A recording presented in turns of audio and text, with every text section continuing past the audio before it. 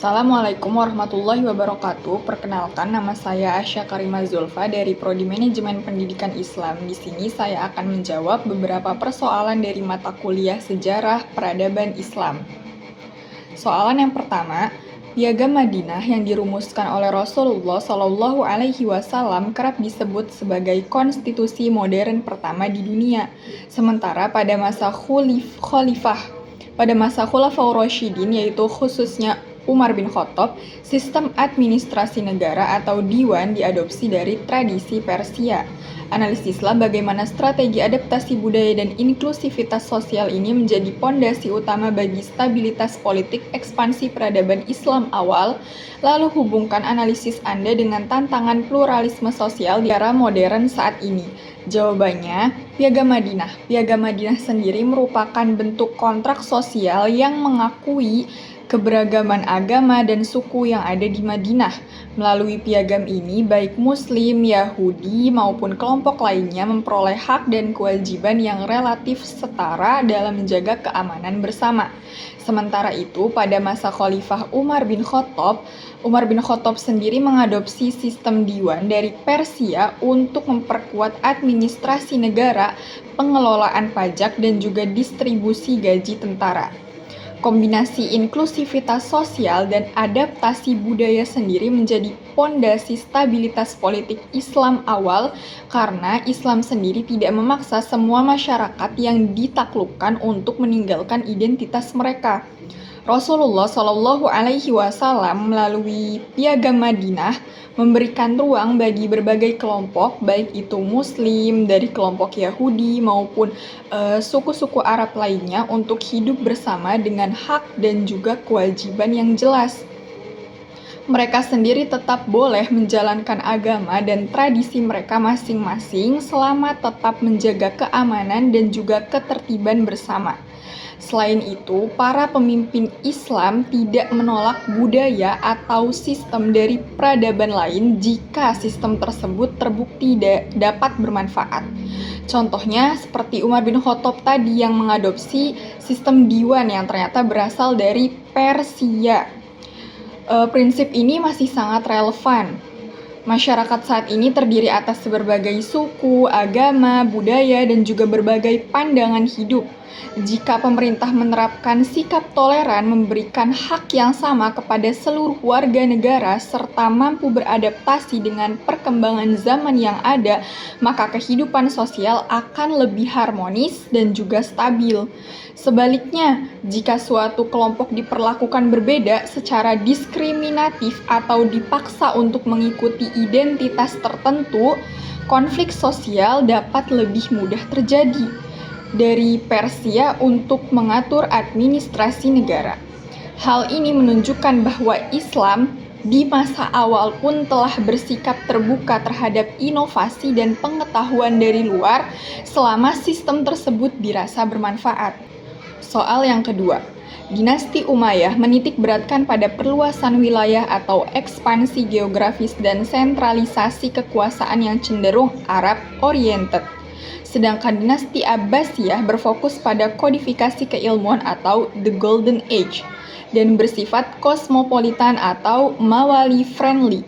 Evaluasilah kelemahan struktural internal dari masing-masing model tata kelola pemerintahan tersebut yang pada akhirnya memicu disintegrasi atau runtuhnya kedua dinasti besar ini.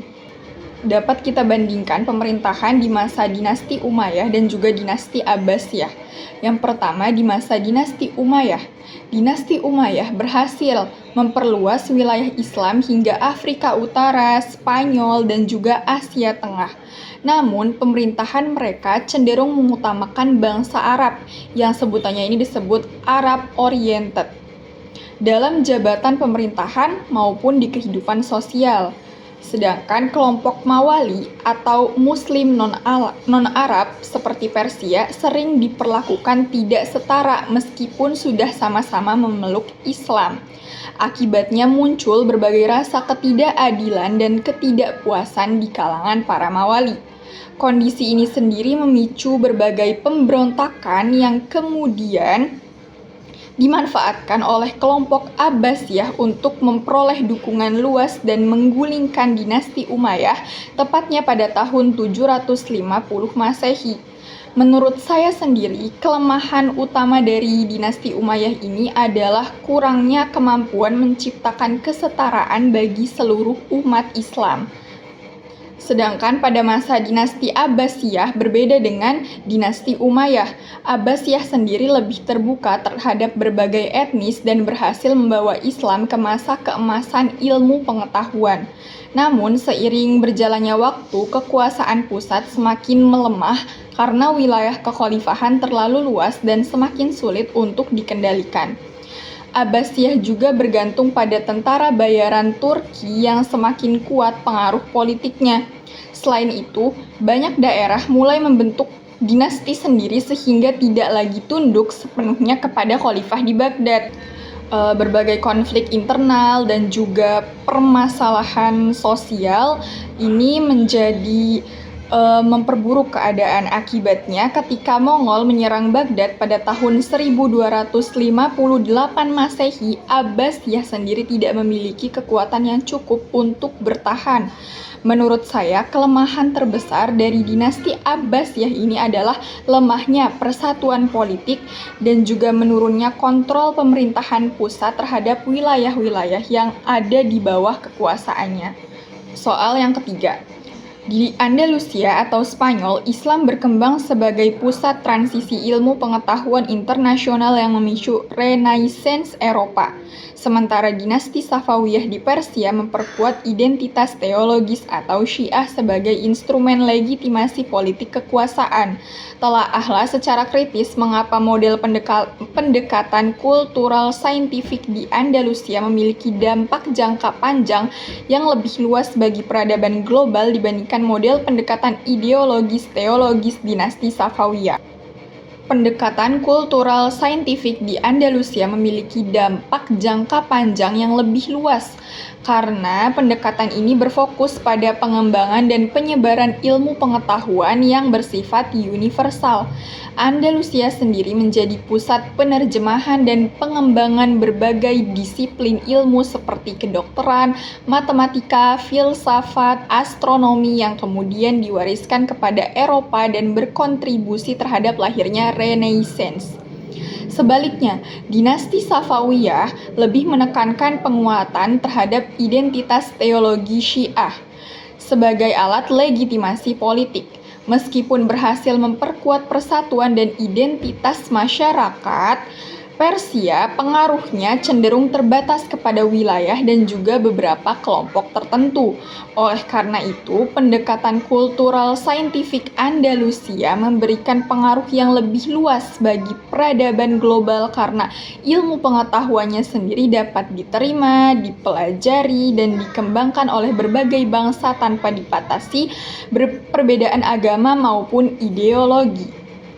Soal yang keempat, bangsa Mongol awalnya datang sebagai penghancur epicentrum peradaban Islam atau tragedi Baghdad tahun 1258. Namun, keturunan mereka seperti dinasti Ilkhanate dan Mughal justru berbalik menjadi imperium militer birokratis, justru berbalik menjadi pelindung dan pengembang peradaban Islam yang megah. Di sisi lain, Turki Utsmani muncul sebagai imperium militer birokratis yang kuat. Berikan analisis kritis Anda mengenai fenomena asimilasi budaya balik pada bangsa Mongol dan dibandingkan efektivitasnya dengan strategi ekspansi militer Turki Utsmani dalam mempertahankan hegemoni Islam. Fenomena ini atau fenomena berubahnya bangsa Mongol yang awalnya sebagai penghancur kini menjadi pelindung peradaban Islam menunjukkan bahwa pengaruh budaya dan juga agama mampu mengubah identitas suatu bangsa secara mendalam. Setelah menghancurkan Baghdad tepatnya pada tahun 1258, sebagian penguasa Mongol ternyata banyak yang memeluk Islam dan kemudian berkontribusi dalam pembangunan peradaban Islam melalui dinasti Ilkhanate dan Mughal. Hal ini membuktikan bahwa asimilasi budaya tidak hanya menciptakan penerimaan terhadap Islam, tetapi juga menghasilkan komitmen untuk mengembangkan peradaban yang sebelumnya telah mereka hancurkan.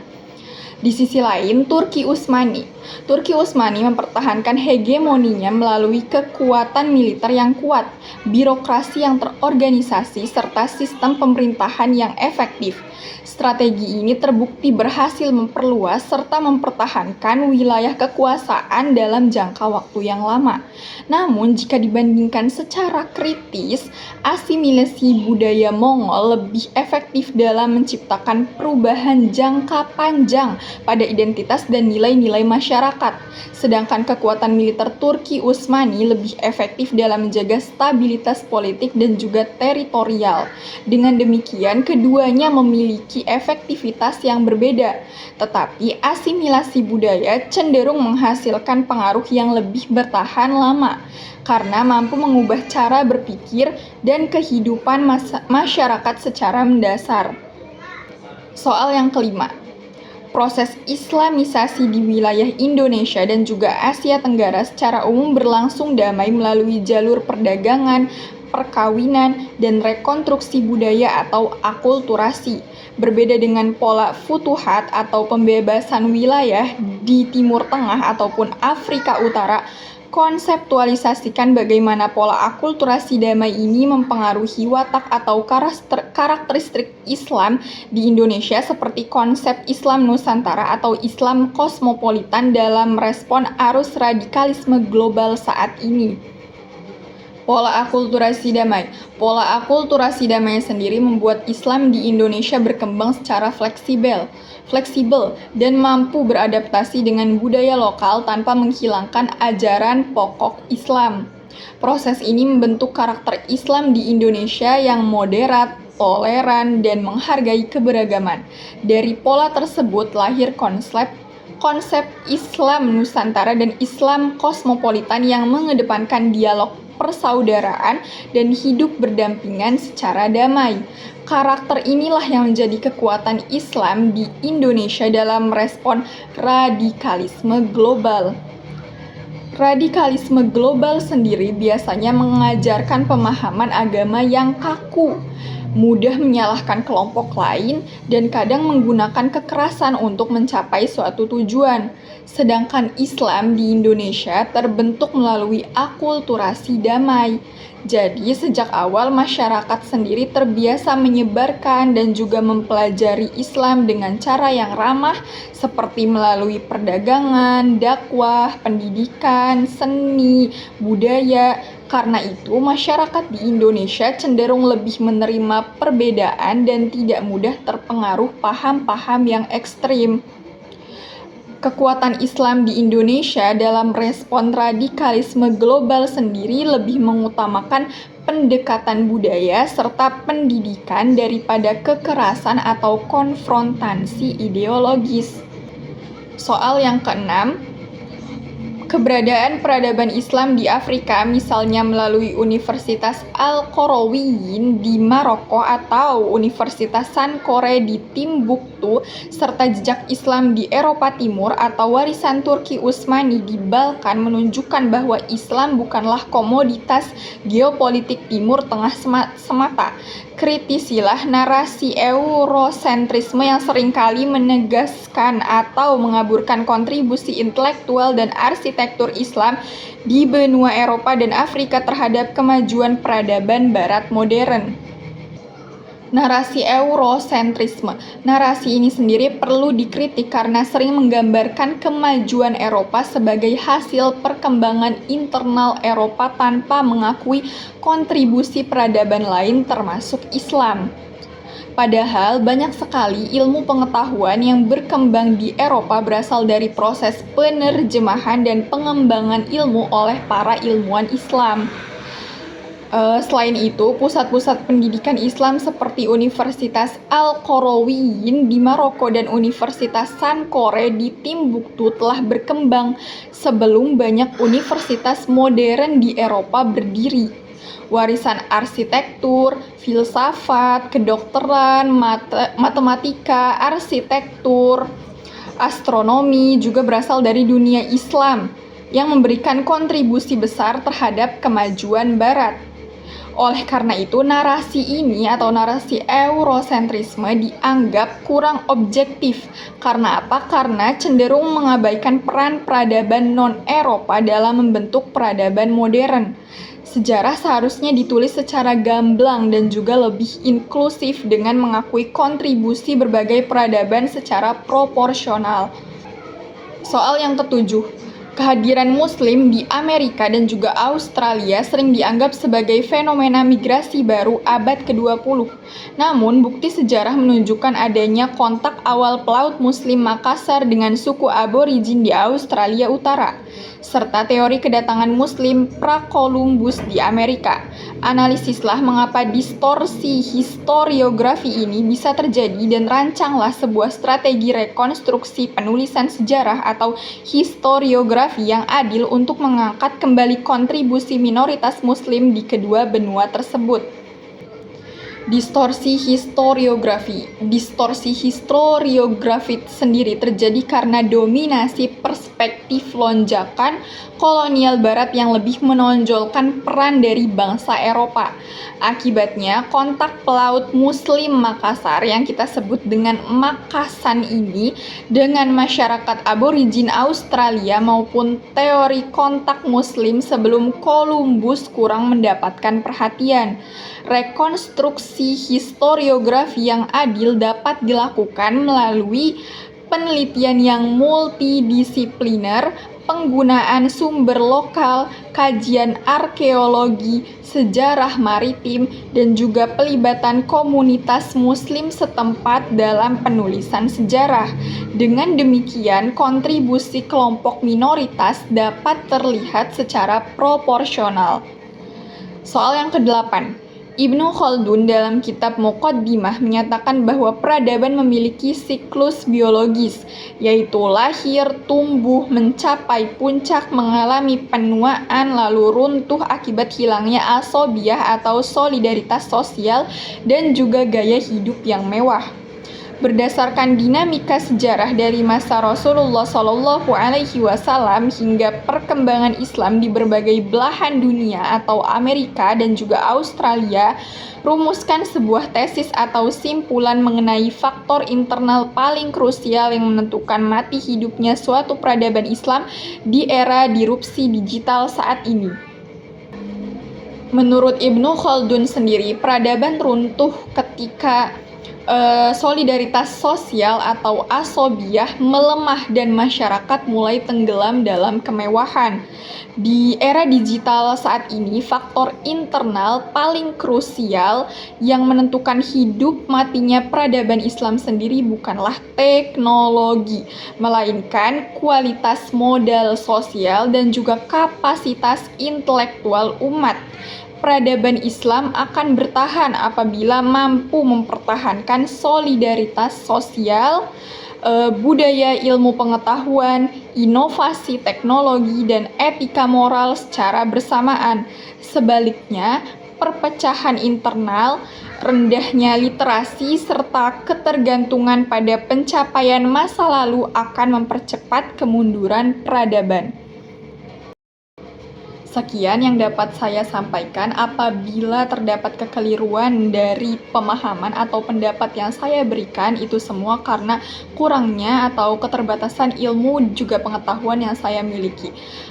Kurang lebihnya mohon maaf. Wassalamualaikum warahmatullahi wabarakatuh.